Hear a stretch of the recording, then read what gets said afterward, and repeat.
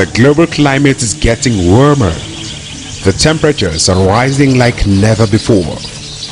Cameroon is experiencing these changes through extreme weather patterns that cause severe weather conditions.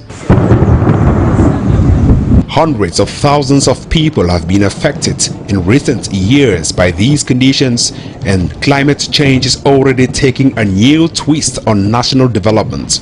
For the last 2 years in Cameroon, we had a lot of flood in the extreme north part of the country and in the region of the northwest of Cameroon. UN scientists are 95% sure that human activities are responsible for the rapidly changing climate, although adaptation and mitigation efforts have long existed. If we want to reduce the immediate effects of climate change, we embark on adaptation. If we want to reduce the impact to the future generation, we embark on mitigation. But many actors and giant extractive companies are now engaging in unsustainable environmental activities and are threatening to extinct decades of forest, a strong identity of indigenous people in Cameroon.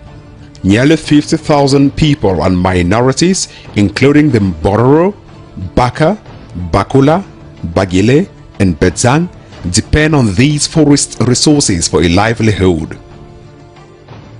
We did kick out for some small valley for update. Yes. Then also the government don't help us. They don't make we they don't go take water, they don't make we canoe for here. That's where we kick out water. So the reduction of food production, the reduction of livestock activities create a problem of food security.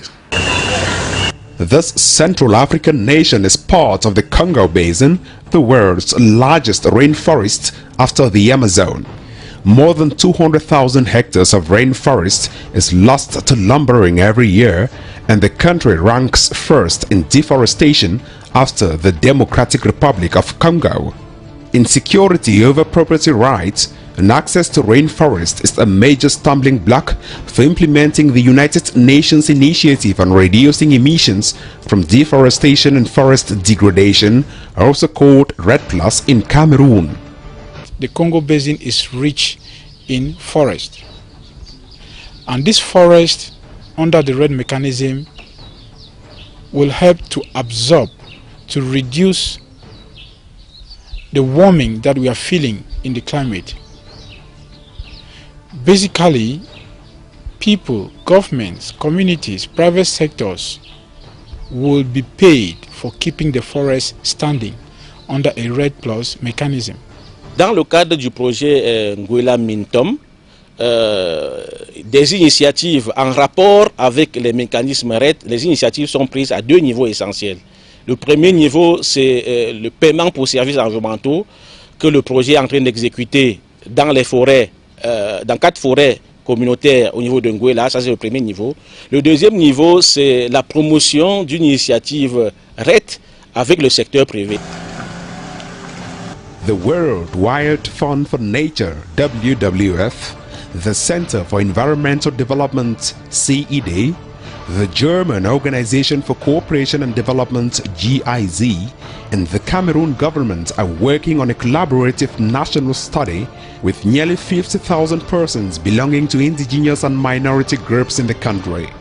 In short, we provide technical, financial, and at some point even material support to push the REDD agenda in the region, with the aim of securing future finances for communities, governments, while they protect and keep their forest standing. If Cameroon plans to implement and successfully carry out REDD projects, this will hinge on the country resolving long-standing challenges in managing forests and other natural resources.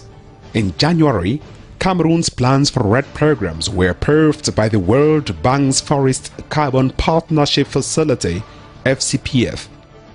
Cameroon now has access to $3.6 million from the FCPF towards setting out the national strategy. If we are not integrating the preoccupation of climate change the strategy of development, in the program of development, we will, at the end of the day, face the situation, and the situation will be worse and worse. So the integration of climate change in all the activity of the country can just facilitate the sustainable development. We have the FPIC. FPIC stands for Free, Prior and Informed Consent document, which will enable the government and all the other stakeholders to follow clear procedures in consulting with the local, marginalized, less empowered people. Here I am talking of the indigenous people and the local communities. Climate change expert Dr. Kalame Forbesi is actively seeking a bottom-up approach for the strategy that will be a pace setter to meet global climate change commitments. We have identified about 7 sites which covers the 5 indigenous peoples group. Here I'm talking about the Baka community, the Bageli, the Bedzang, the Mbororo, and the Bakola. In addition, we are also engaged with local communities who are close to the forest and they rely on the forest for their daily living. Developing REDD+ programs may entail revising existing laws and policies or even creating new ones. This means that the present myth about creating a legal and institutional framework for REDD+ must be broken. The Cameroon government, through the Ministry of the Environment and Nature Protection and the Ministry of Forestry and Wildlife, is responsible for protected areas and forests. This briefing reviews emerging national REDD+ policies and sub-national REDD+